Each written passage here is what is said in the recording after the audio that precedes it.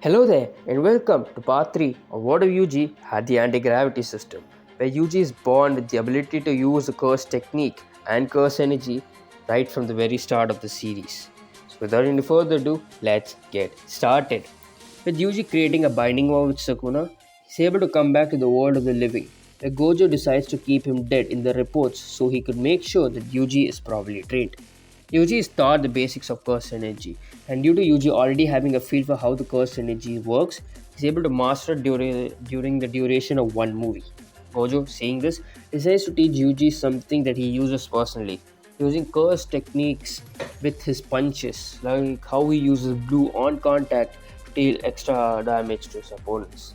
With this, Yuji is given to Nanami's care, who takes him on a trip to the movies, where they find transfigured humans. This eventually leads Yuji to Junpei, whom he befriends, though this friendship is quickly shattered as Junpei's mom dies and Yuji fights Junpei, eventually meeting the one who transfigured the humans and eventually Junpei, Mahito. Yuji begs Sukuna to heal Junpei, but Sukuna just laughs at him, amused with the fact that Yuji could just ask for his power whenever he wants. This makes Yuji realize the truth that curses don't change through anything. This realization fuels his hatred for both Mahito and Sukuna, leading Yuji to punch Mahito in the face and activating anti-gravity on contact, sending Mahito flying in the ceiling due to Yuji cancelling the gravity on Mahito's body.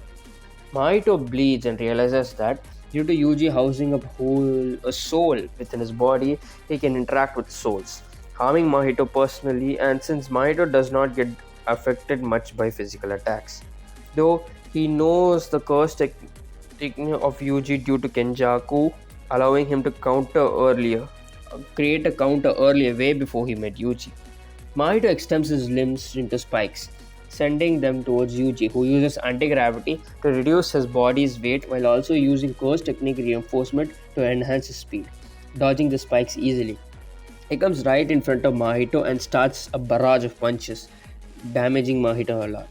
Mahito is shocked by Yuji's speed, but immediately reacts, creating spikes strong enough to rip apart the walls, creating a hole and sending himself out of the building.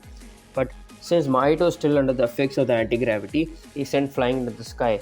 But Mahito extends his hand and grabs onto the building's railing, holding himself in place. He then changes the shape of his soul into sights, swiping them forward towards the building and cutting them in half. Yuji jumps out of it, floating in the air before cancelling his innate technique so that he can fall to the ground. Mahito immediately starts falling to the ground too, but he lands safely. But before he could do anything, Yuji arrives in front of him, landing a divergent fist in Mahito's stomach, along with activating anti-gravity system, which sends Mahito flying. This hurts his soul, but Mahito holds on, using soul to stretch his body and grab onto a building, and pulling his legs upward over his head and extending them to a length. Yuji immediately cancels his gravity and rushing towards Mahito while having increased speed. Mahito pulls his kick downward and Yuji tries to contradict this attack by cancelling the effect of anti-gravity on Mahito, but still Mahito is still in the air. He is able to pull his giant leg downward, hitting Yuji in the back and pushing him downward to the ground. Yuji is almost crushed by this attack, but he is still able to live. He pushes his body to get up, barely dodging a punch from Mahito's enlarged fist. Throughout the fight, Mahito has figured out an interesting weakness of Yuji's curse technique. While it cancels out the effect of the gravity on someone or something, it doesn't negate gravity itself. That means that the pull from the earth, due to its enormous gravitational force, it still exists. So, to counteract this, Yuji has to use more cursed energy to negate the effects of the earth's gravitational pull. Not only that, but Yuji also cannot counter curses extending their appendages, allowing them to reach him. Yuji once again comes in front of Mahito, who turns his hand into drills and fires them. This makes Yuji instantly react and dodge a point blank range, allowing Mahito to make another drill and shot it at Yuji. Yuji imbues his curse technique in his hands, punching the upcoming drill right at bottom, changing the trajectory and cancelling the gravity, sending it flying. Yuji grabs onto the chains of the drill and yanks Mahito towards him, going for another imbued punch on Mahito. But Mahito adapts and makes his body spiky, and without the necessary speed to stop, Yuji hits Mahito while impaling his own hands.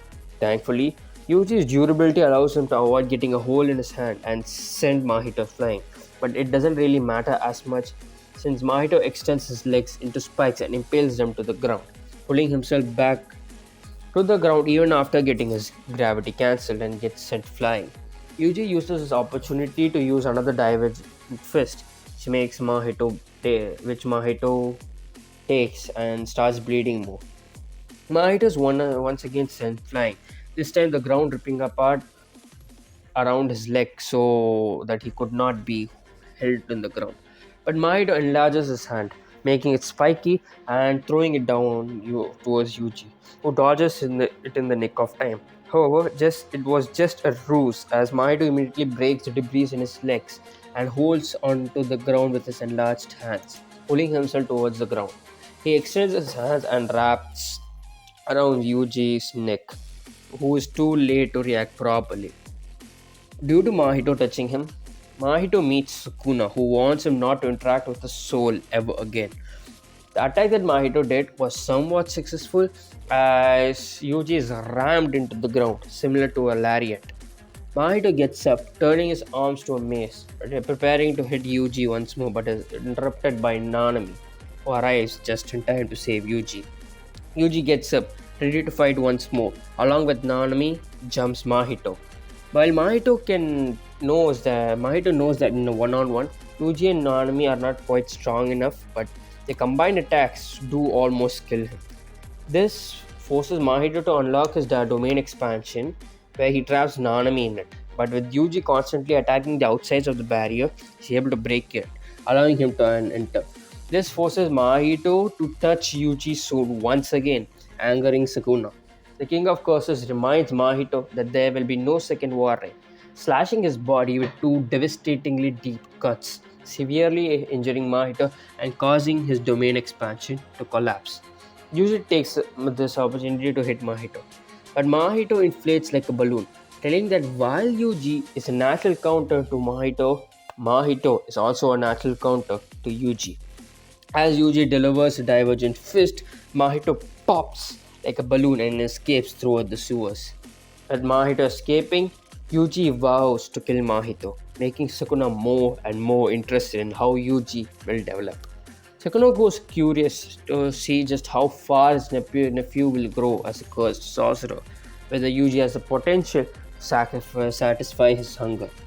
And that is where we'll be stopping for this part. With Mahito on the run and both Yuji and Mahito being natural enemies for each other, how will the story go? For that, you guys have to wait until the next part. And until then, cha cha!